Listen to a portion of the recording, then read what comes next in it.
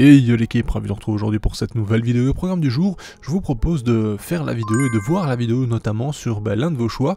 Comme vous le voyez, c'est extrêmement serré, hein, donc c'était une proposition dans l'onglet communauté de la chaîne YouTube.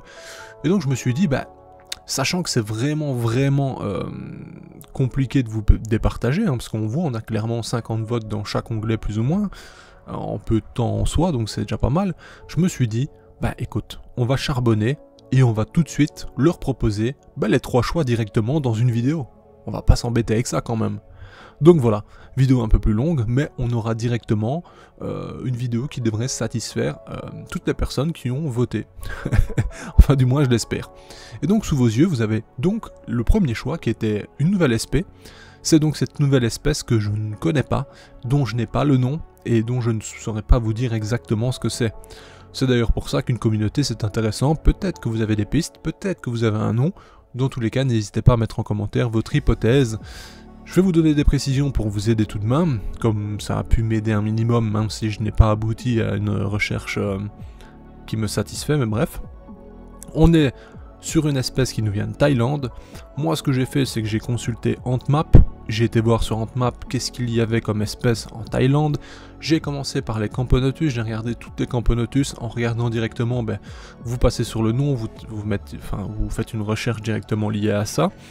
Ensuite, on peut regarder sur AntWiki. Généralement, il y a une image d'une ouvrière, de la reine ou d'un cadavre lié à justement l'espèce qui permet de faire une identification. Donc on a une idée justement sur les antennes et différentes parties du corps, la coloration potentielle, même si souvent c'est en noir et blanc, enfin bref. Ça donne quelques idées. Malgré ça, je n'ai rien trouvé de concret dans les Camponotus, donc bon, je me suis dit c'est peut-être pas ça, j'en sais rien. Je me suis dit on va regarder les Dolicherus, je le prononce peut-être mal, je sais pas, en le disant ça me perturbe, mais bon bref. Donc j'ai regardé également chez elle.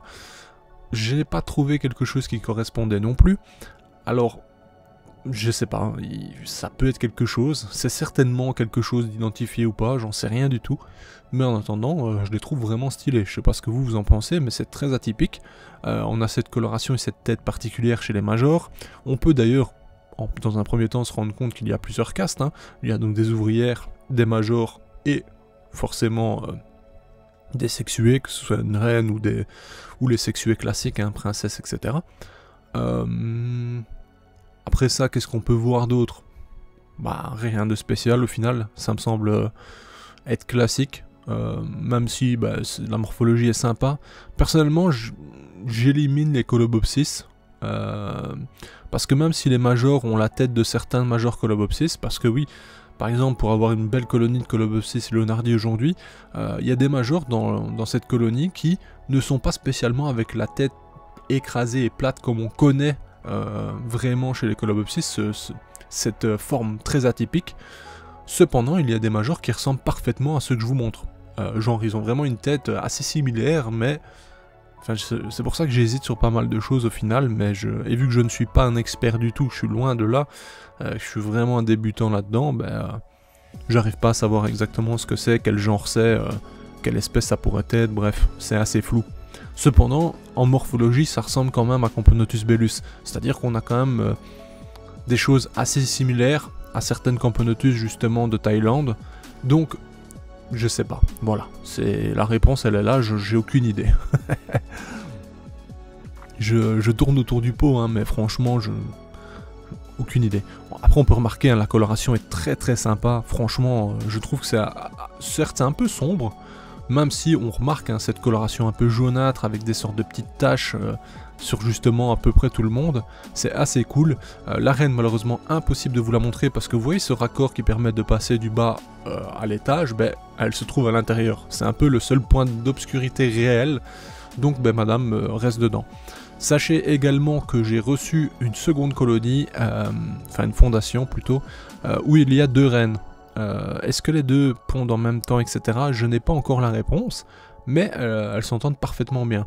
Alors, est-ce que dans l'hypothèse ce serait lié à un pillage et que la colonie justement était déjà mature et que la personne qui l'a prélevé a pris des princesses qui se sont arrachées les ailes et ça fait que j'ai potentiellement une reine et une princesse, je ne saurais pas vous dire. Enfin, c'est pour ça que je mets des guillemets surtout parce qu'il y a encore beaucoup de choses... Enfin, il y a peu d'informations réelles actuellement et beaucoup de choses que je ne peux pas éliminer ou mettre de côté. Mais en attendant, je suis plutôt content de cette espèce, c'est une belle découverte, c'est assez chouette, ça change de ce qu'on voit d'habitude, donc voilà, ça reste quelque chose de cool. Je sais pas ce que vous en pensez, vous. De toute façon, j'attends vos commentaires comme d'habitude. Hein. Donnez-moi votre avis là-dessus. Qu'est-ce que vous pensez justement de cette espèce-là? En termes de taille, on est sur 4-5 mm pour les ouvrières qu'on en aperçoit. Hein. Et les majors sont vers 7-8, voire 9 pour certains. La reine fait plus ou moins 1 cm, 9 mm également. C'est pas beaucoup plus grand que Bellus, hein, mais les ouvrières sont un petit peu plus grandes, je trouve, ainsi que les majors. Mais ça joue vraiment à 2 mm, hein, c'est pas grand chose. Et comme vous le voyez, j'ai réutilisé le nid de l'insecterie. Avant ça, j'avais des Camponotus nicobarensis à l'intérieur. Qui dit Camponotus nicobarensis avec 3 reines, notamment développement fulgurant. J'ai dû rapidement les déménager. Et donc j'avais mis de côté ce nid pour des Meranoplus. Mais au final, je l'ai utilisé pour cette Camponotus qui me semblait plutôt sympa et que je voyais bien à l'intérieur. Donc voilà, pour la première partie des nouveautés, parce que je vous ai montré qu'une seule espèce mais j'en ai d'autres, je pense que c'est bon, on va passer à autre chose, on va passer maintenant au suivi d'espèces que je vous ai déjà présentées, voir comment elles ont évolué, comment ça se passe, etc. etc. J'espère que vous êtes prêts, parce que ça ne fait que 7 minutes, enfin du moins presque 7 minutes, et il en reste 2 fois plus.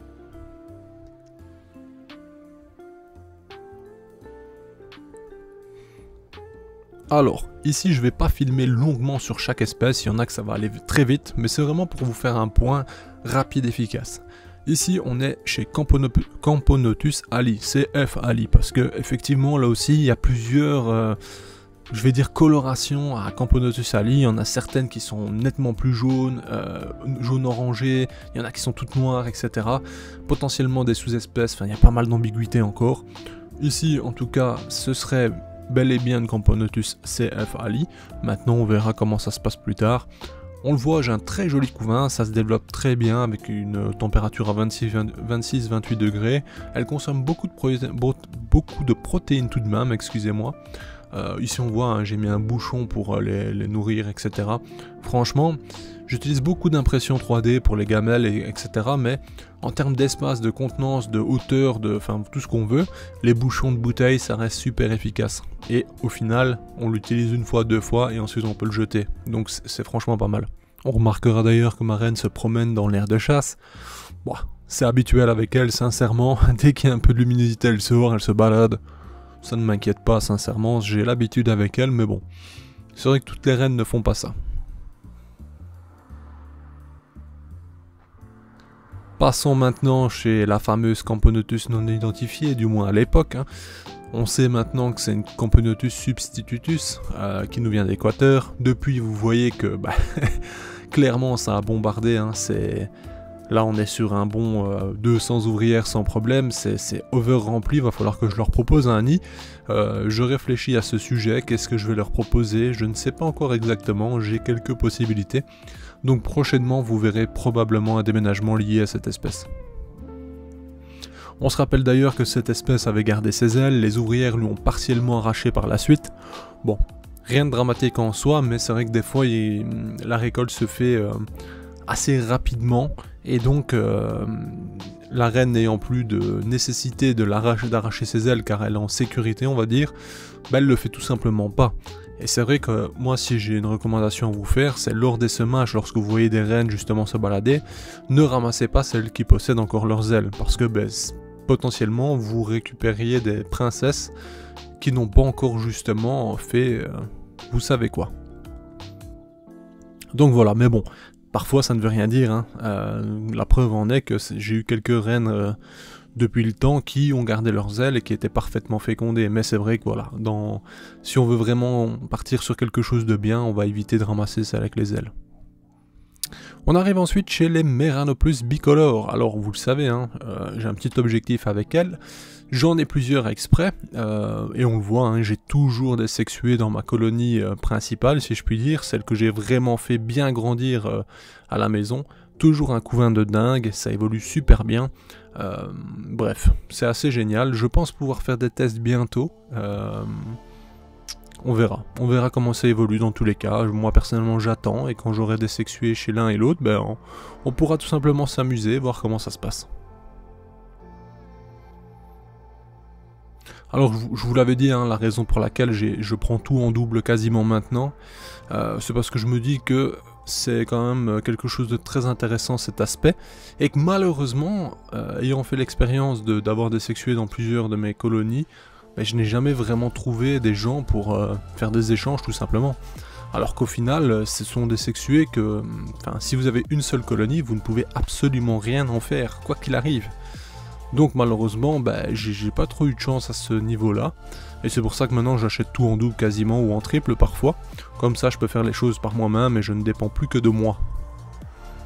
Et ici vous voyez d'ailleurs, hein, j'en parle pas mais on voit, hein, c'est donc une princesse qui arrive, très clairement, hein, le gastre est bien plus grand. Bref, c'est intéressant parce que du coup ma colonie va produire les deux cette année. Ça aussi c'est plutôt sympa. Donc voilà, affaire à suivre, quoi qu'il arrive, affaire à suivre avec les Meranopus bicolores. D'ailleurs je vais vous montrer, hein, je vous ai pas encore montré mon autre colonie je pense. Juste après je vous mettrai juste une petite image ou deux pour vous montrer la seconde colonie. Et voilà quoi, c'est carré. Ici on voit de nouveau un sexué mâle et en dessous ma reine.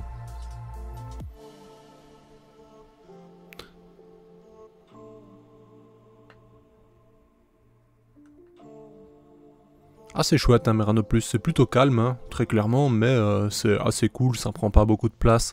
Même si là, vous le voyez, hein, et vous le verrez encore plus dans un instant, ça mériterait d'avoir une upgrade très clairement, de leur offrir un setup plus grand, parce que ce qu'on voit dans les tubes, ce n'est que le sommet de l'iceberg. Vous le voyez dans l'air de chasse, j'ai encore une multitude d'ouvrières. Très clairement, il leur faudrait un setup un peu plus sympa.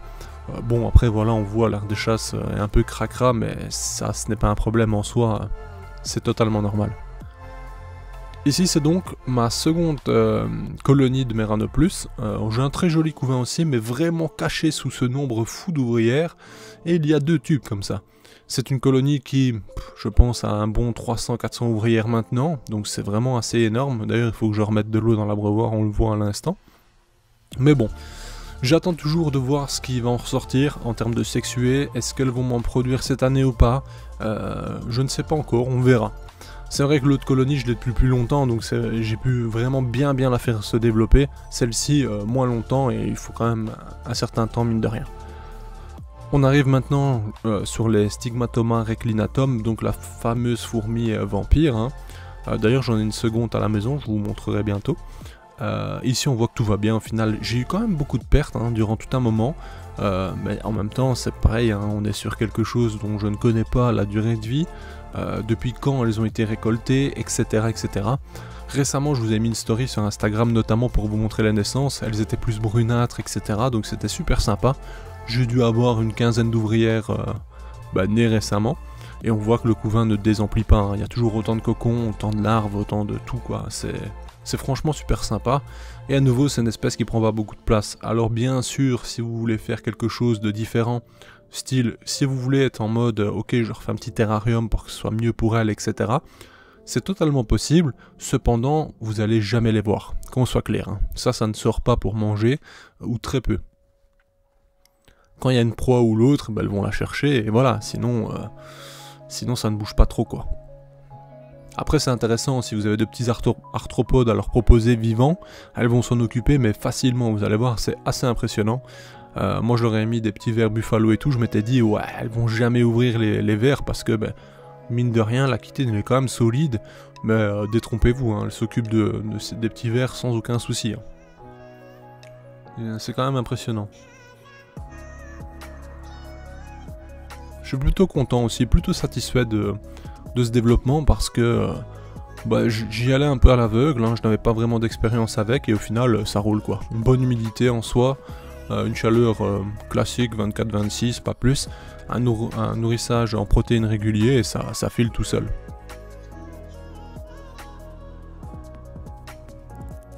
Passons maintenant à ma seconde fondation, petite colonie d'Aphaenogaster Swammerdami, qui nous viennent donc de Madagascar, je vous rappelle. J'ai une colonie principale qui est déjà à plus de 100 ouvrières, qui se développe pépère.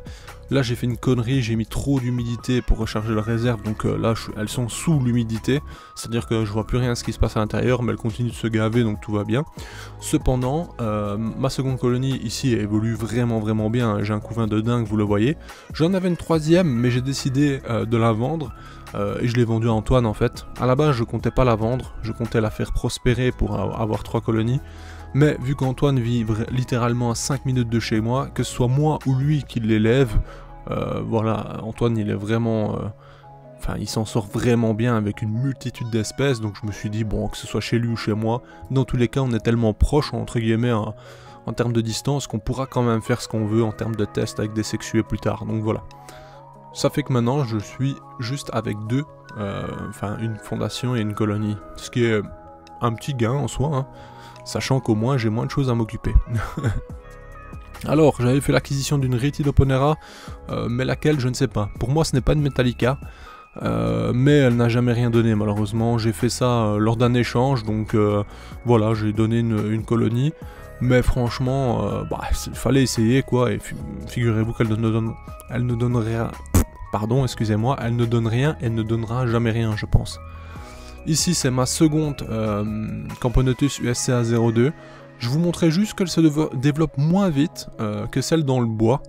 Dans le bois je vous montrerai bientôt, c'est quand même différent, donc je vais certainement la passer dans le bois aussi, avant même de continuer ce test, parce que l'objectif c'est quand même de bien les développer. Bref. Nous arrivons donc sur la troisième partie, qui va donc vous présenter en soi les espèces que je souhaite me séparer. Les espèces que je me dis, bon, c'est chouette, mais passons à autre chose. Et donc on a tout de suite des Camponotus holocériqueuses, très sympa, hein, ça a la morphologie des Singularis, c'est plus petit que Singularis.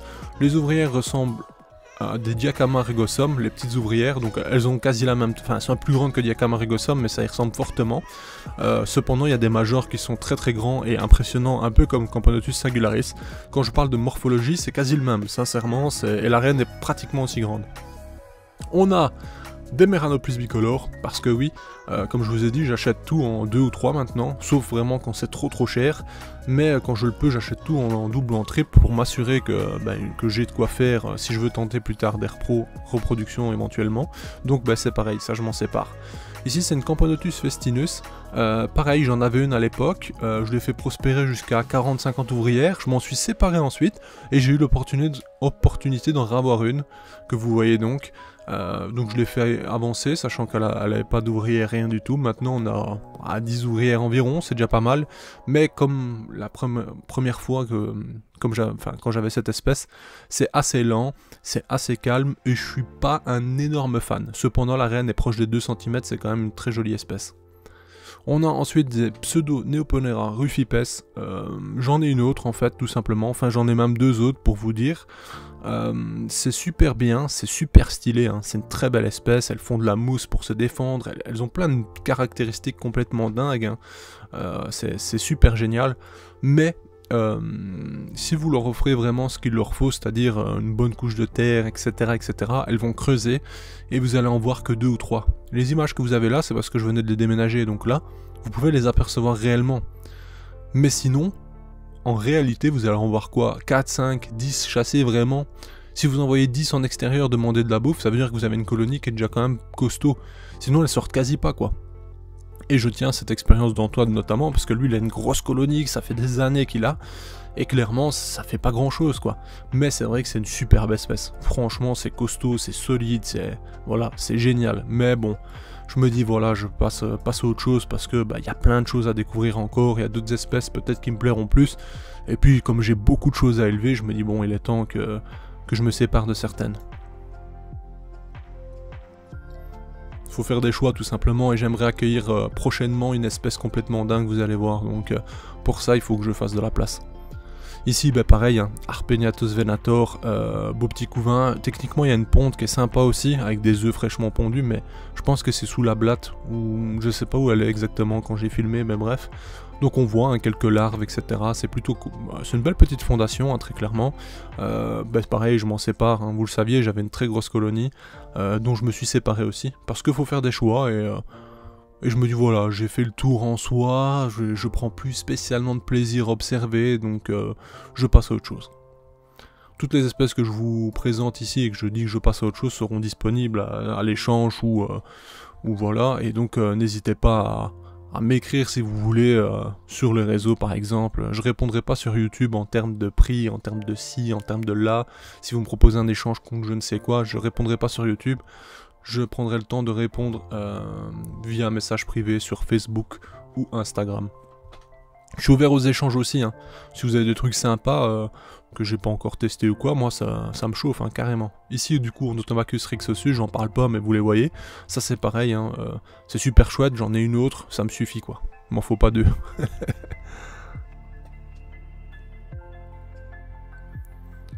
On passe ensuite chez Armata, Polyrachis armata, là vous voyez, hein, fondation 3 reines avec un très beau couvain, on voit qu'il y a eu un tissage récemment, donc c'est lancé, il n'y a plus qu'à. Ça pareil, j'avais assuré mes arrières, mais j'ai une très belle colonie maintenant, donc j'ai aucune raison d'en garder d'autres. Et je ne souhaite pas tenter de la reproduction plus tard avec ce genre d'espèces, donc j'ai pas d'intérêt à en avoir plusieurs. Ici, Camponotus liniperda, superbe, hein, vous connaissez, hein, magnifique espèce très très grande européenne, celles-ci viennent de Suisse. Voilà, c'est un gros couvain, super bien lancé, etc. Mais j'ai fait le tour de l'espèce en soi. Maintenant, on passe chez Acanthomirmex thailandensis, très sympa également, mais très mou. Et vous le savez, j'ai déjà une petite fondation qui va très bien, donc je me sépare de l'autre.